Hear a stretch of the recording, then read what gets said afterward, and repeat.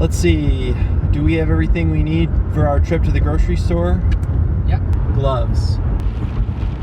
Face mask. Check. Wipes. Got it? Hand sanitizer. Yes, sir. Emotional support. Fluffy's right here. Man, it feels like we're forgetting something. I don't know what it could be.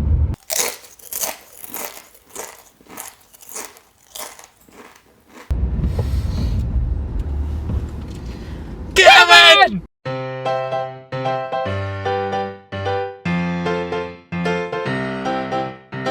Hey guys, it's Wednesday. Happy Wednesday.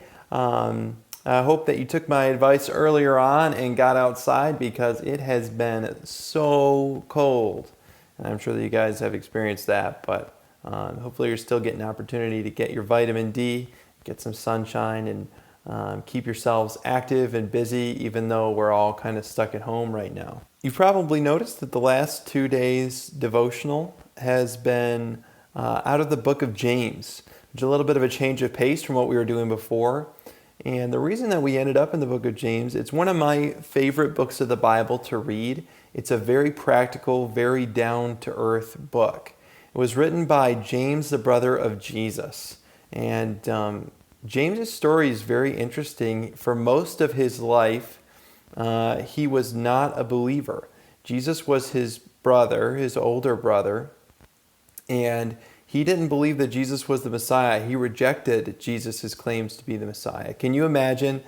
Maybe you have a sibling already that you are a little bit maybe jealous of sometimes, and maybe you feel like they get better treatment than you or whatever. Well, can you imagine if your sibling was perfect and never did anything wrong?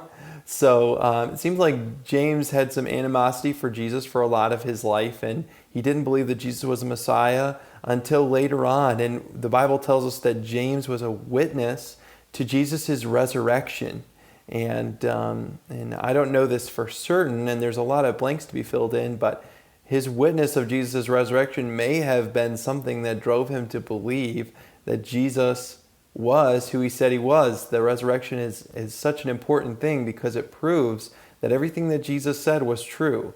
You could explain away a lot of the miracles, you could call them a scam, but for Jesus to come back from the dead, there was no denying that he was the Messiah. So James, the brother of Jesus, writes this book, and it's addressed to, if you read the first few verses, it's written to the 12 tribes scattered abroad, which basically means that it was written to Christians, especially Jewish Christians, but all Christians who had been scattered throughout the known world by persecution from the Roman Empire.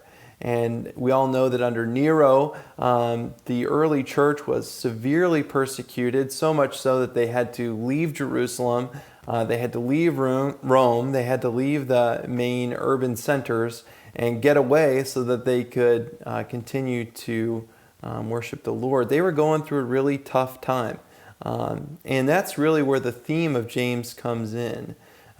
James was written to show how to live the Christian life, and especially how to live the Christian life in hard times. Not just when it's easy, but when it's more difficult, and when it seems more difficult to live the way God wants us to live. So, and you'll see themes in James of faith, and we'll talk quite a bit about faith and works and how those two things are related, and James has a very interesting and important take on that. And there's also a lot to be said about wisdom in James.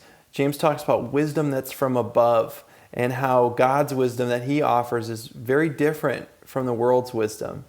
And really, James's theme, if I can borrow from a commentary of mine, a study Bible of mine, James's theme is how faith and wisdom lead to practical Christian living. So it's a very down-to-earth book, and we're not going to look at every verse. We're going to hit some highlights over the course of a few days, a week or so, and then we'll be jumping into our next topic. But I wanted to give you some context, help you to understand where the writer is coming from and what his purpose is, and I think you're going to see that borne out as we go through the book. Don't forget about our current challenge going on, Disney Plus Live. Take your favorite Disney movie, and that could be any Disney-owned property. It could be a Marvel movie. It could be Disney princess movie. Could be Pixar. Could be something from the Star Wars. It could be any of those things. And recreate it with a photo or a video. It's worth double points, and it's due by 9 p.m. tonight. That's Wednesday. So make sure if you're going to participate, that you participate for double points. It puts some effort into it. I know Olivia and I are working on ours, and we're looking forward to see what everybody has to turn in. Actually, as of filming this, I've received one video, and it made us laugh. So we're looking forward to seeing what everybody else is going to do. And if you can't think of anything or you need some ideas, maybe just shoot me a text, shoot Miss Olivia a text, and we can help you figure out what you should do. We want you to be able to participate. Also, don't forget, tonight at 7 p.m., there is a Bible study being live streamed on the church's website. Be sure to get over there and participate. And then after the Bible study is a church-wide video chat. And I would like for our teens to participate in that too. There's no points, really no incentive, but it would be great, I think, for you guys to jump in. We're not our own church. We're not our own thing. We're a part of the Baptist Church of Hadley, and when we have big group opportunities to participate together, I think we should do that. Also, Friday night is a big church game night. Pastor Jesse's going to be doing a live stream game night for families, so get your family together and participate in that as well. That's a good opportunity for us to interact with our whole church family, and that's also, I think, going to be a lot of fun. So until we talk again, stay safe, stay sane, and we'll look forward to seeing you again soon.